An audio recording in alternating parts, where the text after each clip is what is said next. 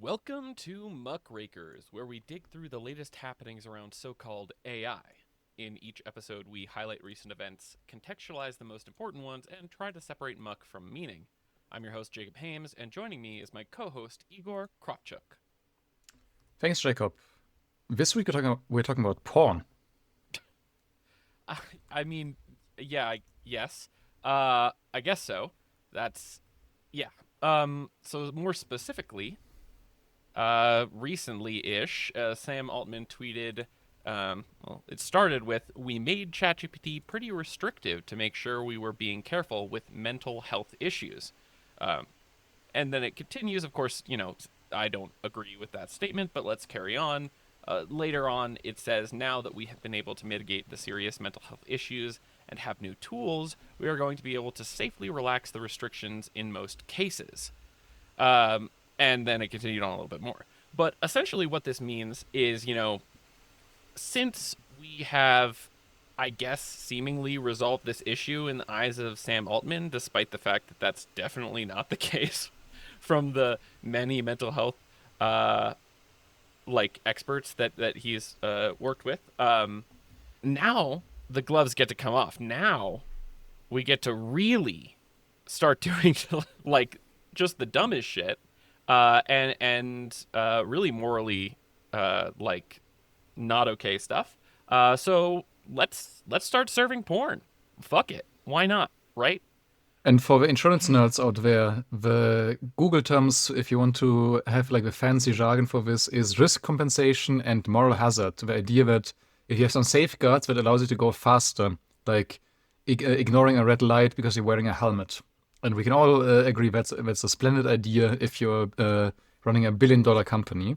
But it makes sense, dear audience, and it makes sense in a particular way that we're gonna open up now.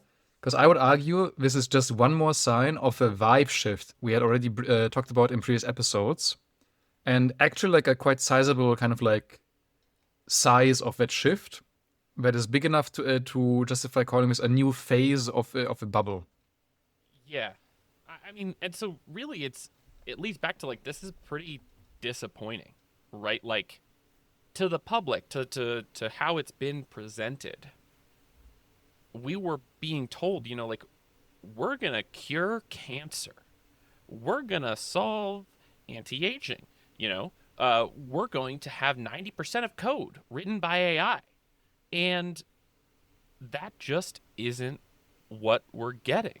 Instead, we're getting no cures. We're getting more expensive APIs. We're getting continuously sycophantic systems that are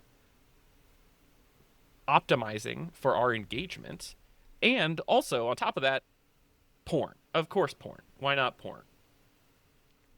Yeah, it wasn't the API was more expensive. The thing that Jacob was referring to was Replit users complaining that the AI agent is getting more expensive. So even if like technically the API cost per token is getting less expensive because you need to have more and more of them, and Oh gosh. trying to Okay. do shit with them, it gets more and more expensive. And yeah, like this vibe shift occurring is like the disappointment that then comes together and explains desperation on the side of the company because they promised all of this stuff and they had a big run getting lots and lots of cash from investors, and Yeah. what they promise isn't arriving. So what is left for them? I mean, what's left for them is one of the greatest plays, in terms of making money, turning a profit, and that's to get your customer base addicted to your product. It works extremely well if you want to turn a profit. So, why not create, porn systems that really hijack the dopamine systems in our brains and create these sort of relationships that make people feel like they need to be discussing their personal lives with uh, the chatbot that is just an interface for a company, and then you can take them away, and people will be very upset, and you can say, oh well, in that case, we'll bring it back to you with a legacy UI that costs 10 times more, and they'll gladly pay it because that's their friend that they're, you know, essentially bringing back to life. And that's not like an exaggeration. That's really what has happened already. And so they're just going all in on this. Um, and yeah, I mean, I guess from the shareholder standpoint, it's a good move because addiction makes money for From a the shareholder people. standpoint and from an investor standpoint, because they still need to raise more money, right? They're not profitable. They need to raise more money. Yeah, So what they have to do is they have to show engagement. They have to show user growth, which means, you know, like get those users addicted so that they just like keep clicking that like next button, that they keep talking to the waifu voice, um, and show like that plausibly you can monetize these people, which means like they keep engaged even if you show ads, even if they like it's becoming less useful, or that you can sell it to them directly, which is another experiment that they had of like shops directly putting like their um, offerings and the possibility for a customer to buy something into the chat. So this is what we mean with like the vibe shift and like the new phase where we're coming from. People were kind of hyped about AI and things were good for the company, so they didn't need to do the squeeze. To people are getting a bit meh about AI. The opinion is shifting.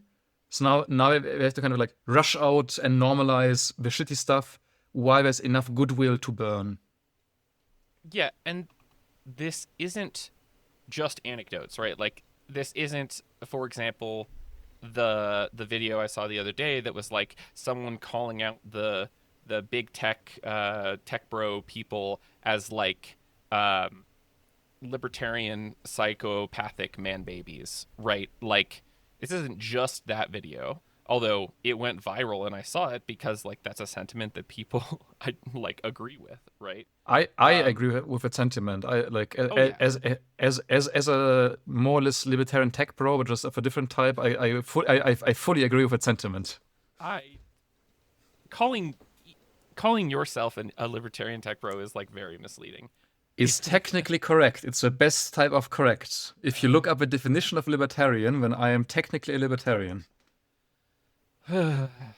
Yeah, okay. But it's not just these anecdotes, right? Like it's not also the memes that are coming out that are just like making fun of people, like the tech bros and this idea that like, oh, now we realize that they're just sort of willing to do whatever they want, and they're seeing it as bringing us into this new phase of reality, and to everyone else, you know, we're just like pissed about it. Um, there are also tons of surveys and you know research reports on this kind of thing. So Pew Research, which is a very well-known, well-established surveying group, has a couple that have come out within 2025, and I think that they're pretty telling. Um, just like what the stats are. So in October, on October 25th of 2025, there was a report, and obviously all of these are going to be linked in the show notes. But like the headlining stat is over 2 times as many people are more concerned than excited about AI. That's 34% versus 16%. Um, and then, you know, 42% say that they're equally concerned or excited. But still, that's a lot of people that are saying, actually, I'm not sure about AI. I don't know if I buy into the hype. But And Jacob, didn't we talk about the Stanford AI Index and about how that thing claims is that people are like super hyped about AI and that like they are mainly optimistic and looking forward to using it? yeah, well, so that is one like criticism of surveys is that maybe you can like find the right populace to get the right answer. I personally have like high confidence in Pew Research because that's sort of what they do. But the other thing to consider is that the Stanford AI Index ones that they typically cite also include more global, which in general is slightly more pro AI than the US. The US is like overall very AI negative compared to the global population. That being said, there are still trends that are negative in terms of like the global view. So the last one was actually around the world. That was the global census. But then looking at the U.S., there was something published on April 3rd of 2025. And again, like the headlining stat here is more U.S. adults say that they believe AI is going to impact the U.S. negatively over the course of the next 20 years at a greater than 2-to-1 ratio. And the likelihood that a U.S. adult would say that they agree with that statement, so that is, they agree that they think AI is going to negatively impact the U.S., is over 2 times more likely when compared to AI experts. That's like people researching and developing AI in industry. Are you telling me that people whose job continuity depends on AI are more favorable than the general public towards AI? I know it's shocking, but yes, I am. The thing is, it's not just like a little bit, which I think is telling, given that there's so much emphasis around like the media machine sort of hyping up AI. There's also a growing sentiment that it's not going to help us. And that's sort of followed up by the last one that I want to say from Pew Research, which it was published in September 2025. And that's U.S. adults think that increased use of AI will make people meaningfully worse across the board. So, like specifically, there's a 3-to-1 ratio that they think it will worsen people's ability to think creatively. There's a 10-to-1 ratio for people thinking it will reduce people's ability to form meaningful relationships with other people, a 2-to-1 ratio for make difficult decisions, and a 3-to-2 ratio for solve problems. So across the things that were surveyed here, not one did people think, oh, AI will actually make us better at that. They thought that And AI will make people worse at everything that was surveyed for. And that's like, again, pretty telling. and if I was like an AI booster, which like we shudder at the thought, but if I was a booster, I might You say are a that libertarian, apparently. I might say that these are lay people, they don't understand the technology, right? Right. So Well, like, is that a relevant counter argument here? I mean, I think No, no, just very easy. No, it's about the vibe, and the vibe is still objectively this direction. It doesn't matter what it's correct. It's a vibe. that's true. Yeah, yeah. I mean, So so that's that doesn't. That's not really the point here, right? Like, the point here is that the populace does not feel good about AI. People, I mean, the term clanker is like a thing because people dislike the idea of AI, and people legitimately feel threatened by it, as they should. Um, people who don't know what clanker refers to. It's at least the internet slur that is like starting to be pushed by basically AI haters, and it's like slowly catching on in some bubbles, with the hilarious consequence that some people are starting to like call out the dehumanizing effect of using a slur for agents. wait, they're they're upset that clanker dehumanizes the Yes, non, but they're not humans. They're not. yes, that's what you as a AI bigot would say. Okay, whatever. We will link it in the Um, show notes. It is worth sneering at. but it's not just Pew Research because it is important to have different sources as well. So like University of Toronto and Melbourne Business School also have recent surveys in which they looked at similar questions, and the vibe shift to me is clear. People are upset. Um, and then going back to anecdotes, because anecdotes are fun, um, the techno optimist sort of mainstream media content creators like Hank Green, Kurzgesagt, even like John Oliver a couple months ago, I think, they have made pieces, essentially like video essay kind of things, talking about how shit and how annoying all this AI stuff is. And so this is not just something that a nerd that's obsessed with this stuff and lives and breathes it like me um, is talking about. This is mainstream now, and that means it's an entirely different animal than where it was a couple years ago. And I Yeah. guess, sorry, go ahead. No, no. What did you Oh, want to I say? just wanted to say, like, on the note of personifying the systems, because I think it's important here to note that I'm talking about AI and I'm saying like people are upset about AI and blah blah blah. But a very important thing to address is that it isn't about AI. AI is what the blame has been placed on. But AI is just the tool of choice right now. The real problem are the people deploying these systems against us. And that's the thing to take away here is people are upset, and currently, AI is an easy scapegoat. But we need to take the blinders off and realize that it's not AI that's the problem. It's the people behind it.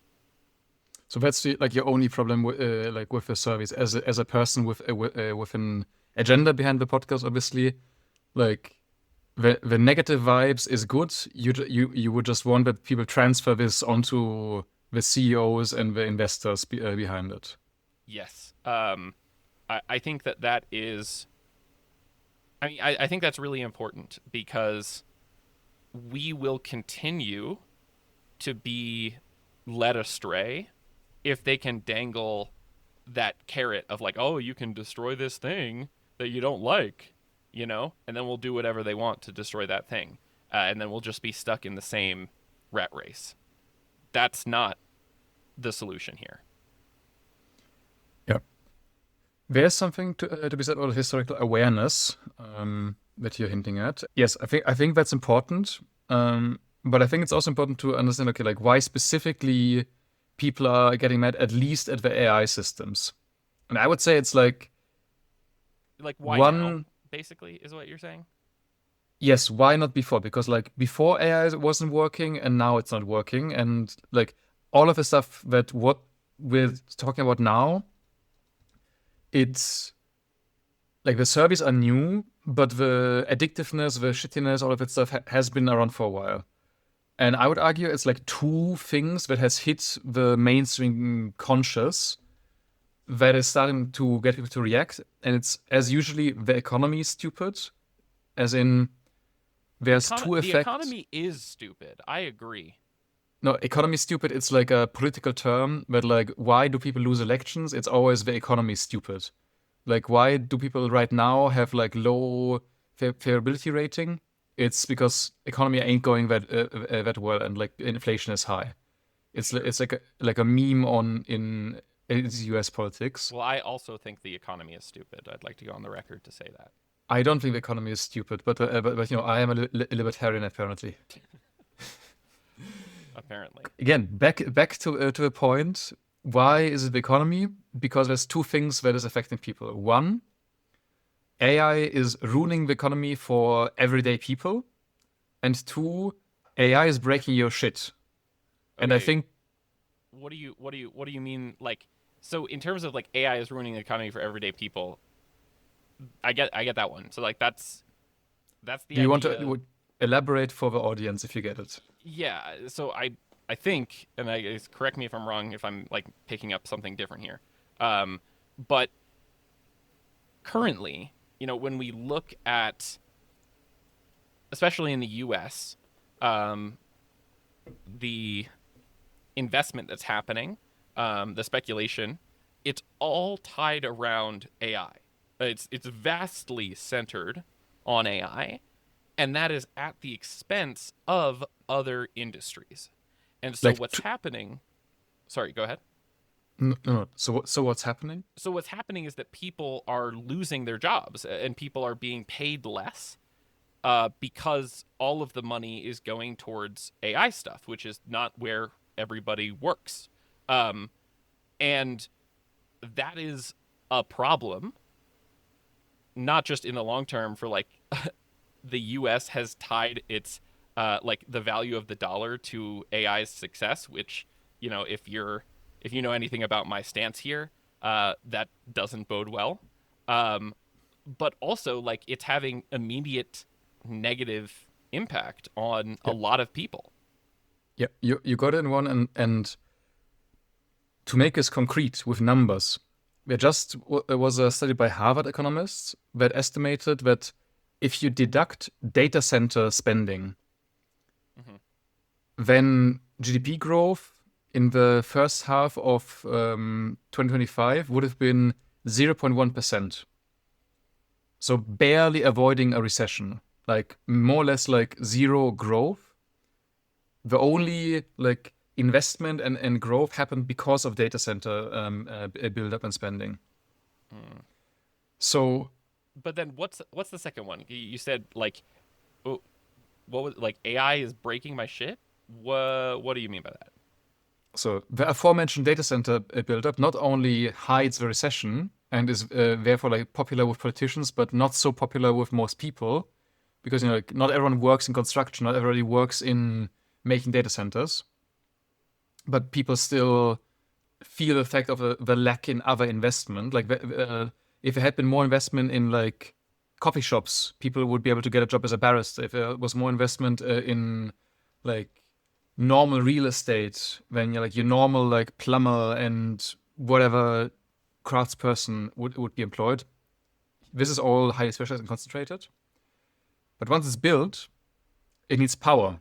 And it needs power in a very particular load pattern, because when you have a data center where there's like an AI workload and it's business hours, those GPUs light up and they're just on.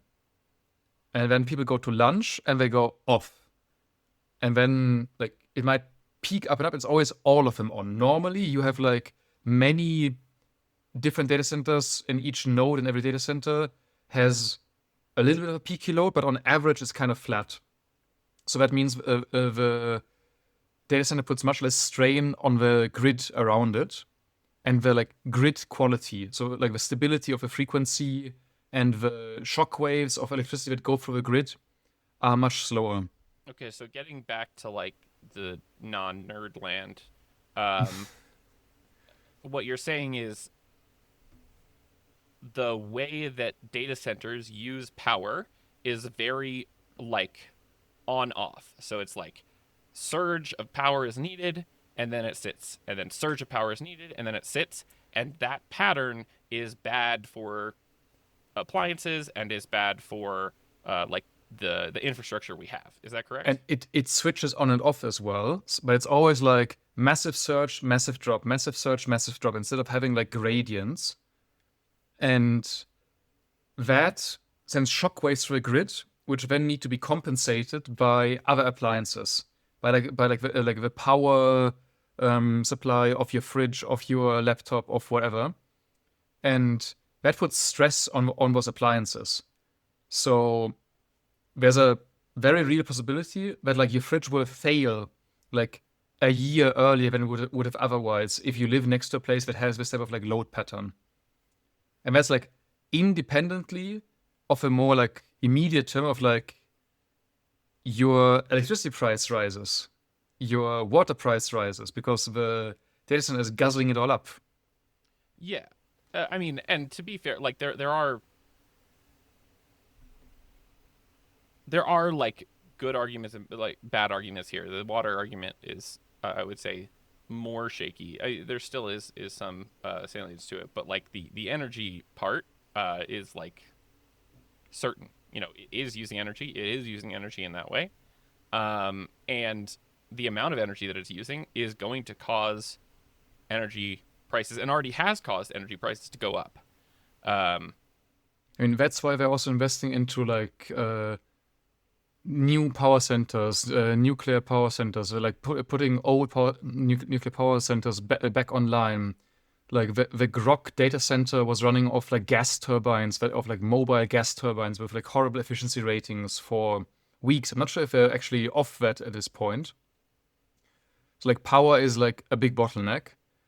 And you can also tell that like the message has already reached the owners of this, that okay, this is like gonna go bad if they don't at least make like a plausible case for it's gonna be fine in the long run.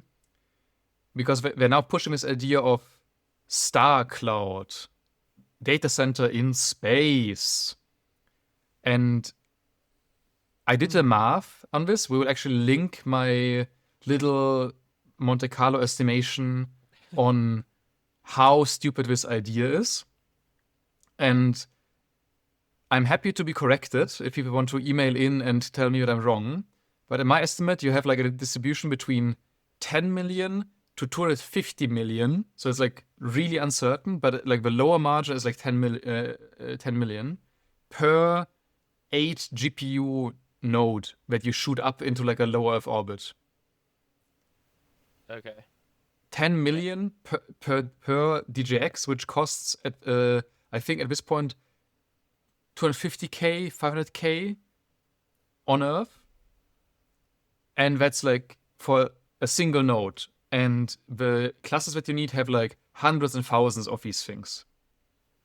And also, anyone that knows any amount of heat transfer knows that, I mean, that's why it's so expensive, because you like the way you need to have the heat transfer is because you need to radiate it all into space, and that means your satellite that could be super small if you didn't have to do the heat thing now needs to be like quite sizable, because you need to like get that heat away. You need a conductor. You need to have like radiation shielding, bunch of other stuff. But we have been here before. Not exactly in this way. Like we haven't talked about sending stuff to space yet. We've been shooting data centers into space before? As far as I know, not. But who knows what the US will declassify in a couple of years. Yeah. Okay. But you mean we've been in the vibe shift before? We've been in the AI vibe shift before, even. Okay. So, I am younger than you, and you were alive in the 70s, right? Basically, yeah. Like I am ancient, and I have seen the 70s of every century. That makes sense. So, yeah, can you tell us a little bit about those ones, those 70s? So 1970s, being precise, was the time of great hope and splendor for AI, what people call good old-fashioned AI nowadays. And what was hot back then was the radical technology of databases and expert systems, which is basically what is now called a business rule engine. And the only thing that kind of fell out of favor, but it's still used in some places, it's now called a knowledge graph. Back then it was called ontologies. And the thing that made it all AI was the idea of doing rule mining via heuristics, or ontology engineering your knowledge graph such that you have all of the concepts that you need in your business domain. So you're like, what is an account? What is a transaction? What is whatever you want to think about. Then using that to encode rules that would be like a bit more abstract, so that in theory, a search algorithm can piece together the best combination of different sets of these rules to like answer your question, or to like generate an answer for you, give them an input. And this is now used, for example, in databases still. The SQL query planner is a thing that you give it a question about some data, and it figures out how to get the data efficiently for you. And when we started, they made like very quick improvements, some breakthroughs, like they figured out OCR, and suddenly you could have like automated letter scanning. They figured out how to, have this like complicated booking rule system for airlines, and you put it into an expert system, and suddenly your clerk can just like clack, pull up the price of your ticket with all of the discounts, all of the different rules that they have. It was actually very cool. And then they got like millions of investments.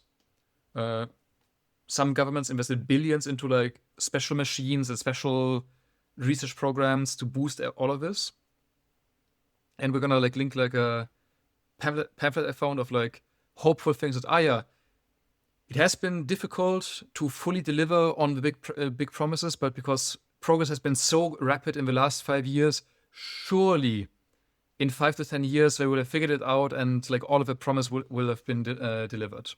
That's not something I've heard before. Would you guess what happened 5 to 10 years later? Well, that was the first AI winter. Exactly. They didn't figure it out. What happened was that the initial wins were the easy wins, so you have like a rapid rise, and then it got like more and more difficult. You could call it like a logarithmic dynamic, where you have diminishing returns the more you push. And what was there in journalism, there was some journalism, like this was like beyond just hard coding stuff, there was a bit of like dynamic decision making that the machine was doing for you. But it wasn't enough to go in between domains, to go in between tasks. You always had to have like a dude talking to an expert, encoding everything, tweaking the heuristics, managing the system, making sure it was working. So instead of having like this one system that could do anything, you had to adapt it to every case and come up with like little hacks to give it like new skills in a new domain. And so, can you like close the loop for me here? How is that what we're seeing now? Well, a couple of weeks ago, Claude announced, hey, we have skills now, which are handmade or maybe LLM aided made, but still human made and curated. Little snippets of scripts and instructions that tells the LLM, hey, here's how to solve this task. And you have to make them one by one for every task that you want.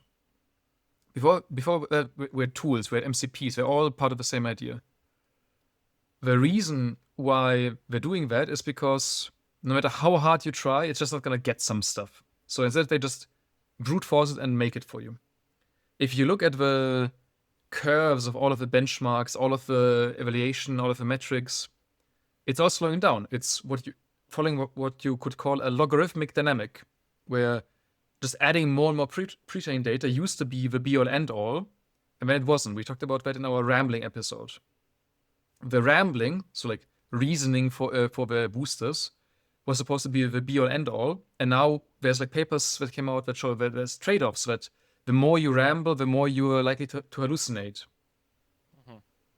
So that's slowing down and not cutting it. So all of the generalist routes are cut off. What is left is pre-trained data curation and hard coding individual skills. And well, so to be fair though, like, there are sometimes new things that can be done that will then unlock, a little bit more improvements. But the point that I think you're trying to make here is that, what was presented initially was that all we needed to do was scale. We didn't need to do any sort of new improvements whatsoever. And then it turned out that that wasn't the case. And actually, in NeurIPS last year, Ilya Sutskever gives his talk for his like 10-year paper kind of thing. And he says like, oh, well, now we're going to get to scale more with inference time. And now we're again seeing how, well, that got a little bit of the way. It doesn't actually just solve the problem either. And so, there may be other things that unlock, I guess, increases. One of them is clearly just like spending a shit ton of money on running the system over and over again.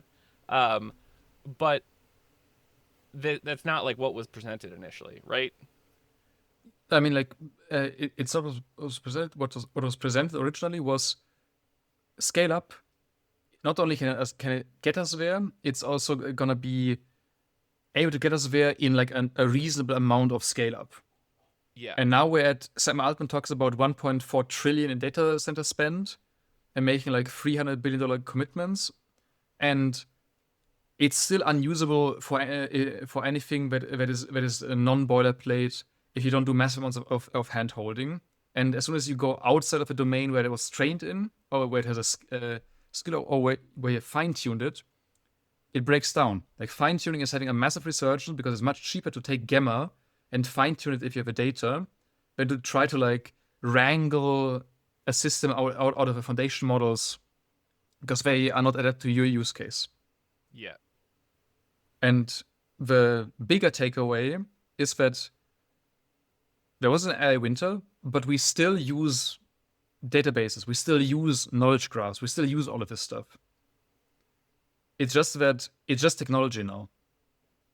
And it couldn't like sustain the bubble, it couldn't like land the bubble without a drop. So you and I just did like I think 15 minutes, maybe a little bit, 15 minutes plus or minus 15%, uh, on bubbles and stuff. Definitely got into the weeds. We're gonna put that in the Patreon extended cut. So if you are interested, you can go check that out. But for those of us that are not listening to that, can I get the short version? Yeah, Igor. so very short version is people used to say it can't be a bubble because there's no debt financing and there's like actual so much growth and bunch of other reasons. That is predicted by a theory by a guy called Didier Sonnet, who said shit like crypto bubbles, other investment bubbles, and it's very interesting, I find. But the TLDR is that bubbles happen when there's like enough uncertainty and like plausible narratives in both directions that the price can either like drift or like follow convenient narratives. So if you're looking for like 10x investments because tech has kind of slowed down and you really need the 10x investment, that could be one reason why you drift upwards. And there's also like a game theoretic reason to follow that drift. And that's why I would argue we are now in an economic bubble because the valuations, like we said, they need to be extremely high to justify the current investment. But we are in that regime of bubble, and just because it hasn't popped yet doesn't mean that it's not gonna pop. Yeah, and then I guess like the last sort of button on that is that the bubble is shaking. So people are shorting Nvidia, people are shorting other AI companies that they can't when they can. Not all of them are public, but ones they can short are being shorted. There were a couple recent like mini, maybe not mini, like they're still big, but like that 2% drop, but that translated into like 800 billion in market cap being wiped out. right. So we are seeing this bubble shaking. Um, and so then the question is, what can we do about this and about all of this? Um, Like one thing I would say, we need to pop the bubble as soon as possible. It's also something that like Cory Doctorow has been saying. Because if we pop the bubble now, it's gonna suck. Like I said earlier, like the US has tied itself to the AI boom a lot with a value of a dollar. So it's gonna suck in any case. But it's the choice between it just sucking or it being a repeat of 2008. okay, but like how would we do that though? Like one of the way you can pop a bubble is by cutting off the influx of capital, by creating like a shock, by making like a supply chain crunch, and seeing if like the companies can sustain like slightly worse times. Hmm. And one thing that they really need a lot of is influx of cash and influx of compute, which means if people stop data centers coming online and like those deals going through and like enabling the money flow that Nvidia and OpenAI have been like stirring up with like circular deals. If that stops, then there's a chance that it's going to be like a shock to the whole system. Okay. And then I guess like one way to do that, which has been working already, like people are already doing this and it's been working and that's great, is protesting data centers, right? Like not just in the U.S. In the U.S. that's happening quite a bit, but then also like in Ireland and in places in the EU, people are saying, wait a second, I don't want this data center here. I don't want you to put that there. And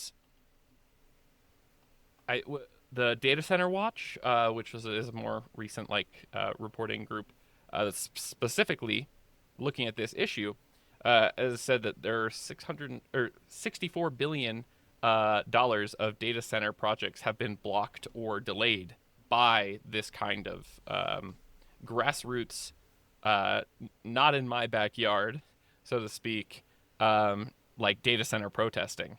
And so if that's working, so like keep doing that.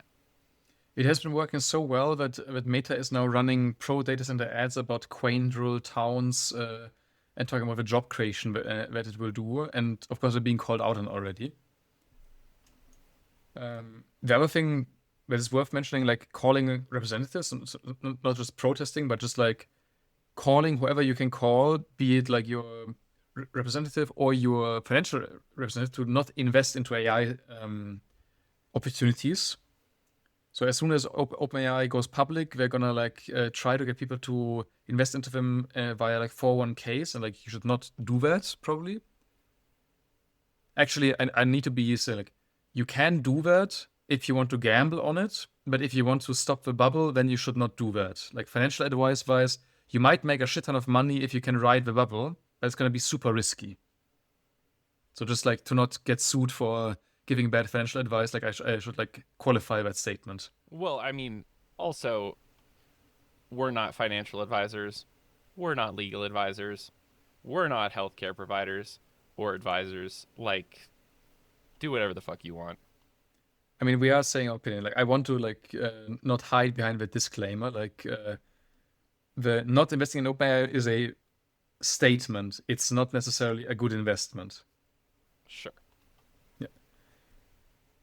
The Um, last thing you can do is to call it out, because a lot of this rides on perception. yeah. So one thing is, if you want to be a bit more reasonable, you can point out the normalness of a technology. You can not be a hater, but just call out that like, nah, it's more complicated than that. Because even that is bad. Like if you just like actually talk about actual experiences of using this technology and like what it actually takes to get it to go without the hype, you're doing good already. And if you're like a creative person, a comedian, somebody who's more funny than me, uh, make fun of the cringe and the bullshit and the overblown, out of proportion claims, Yeah. and just mock the hell out of the whole idea of AGI, of uh, AI as a thing. Find stuff that is like true but ridiculous about it, and just highlight that, because this has actual power in destroying the prestige and the FOMO nature of this thing. And we're gonna put some links into the show notes that like make the case for what's called like laughtivism or mockery as an actual like tool of activism. Yeah. So, bringing this back to where we started, they promised us cures for cancer, right? They promised us like utopia. And instead, what we've gotten is the cyberpunk setting where you literally and figuratively jack into the mainframe and become a button pushing monkey for your dopamine hits from their porn system. And the fact that this is happening now, when people are beginning to sour on AI, people are beginning to realize that this is a grift and that there isn't as much value in it as was being shilled. And when these companies need investment and need to demonstrate that they can make money from their products, is showing, at least to me, like, these guys are trying to grab as much as they can on the way out, right? Like Yeah, they're they're trying to get as much as they can before the bubble fully pops, or they're trying to like reinflate it so that they can keep like the sidelining going for a bit longer. yeah. Um and that is all the muck that we have for today. If you like this episode, please share it, and if there's one thing that you do, I think I've mentioned this before, but like from a machine learning perspective, it's really, really, really valuable if you leave comments and reviews with actual like words in them on whatever podcast listening platform you're on, because those reviews, the fact that there is a review from an audience member, is weighted very highly in whether or not they will show it to people. And so just like, even if you hate us, even if you hate it and you listen, well, you're probably not listening to us at this point, but if you are and you hate it, do that. All right. Well, we'll see you next time.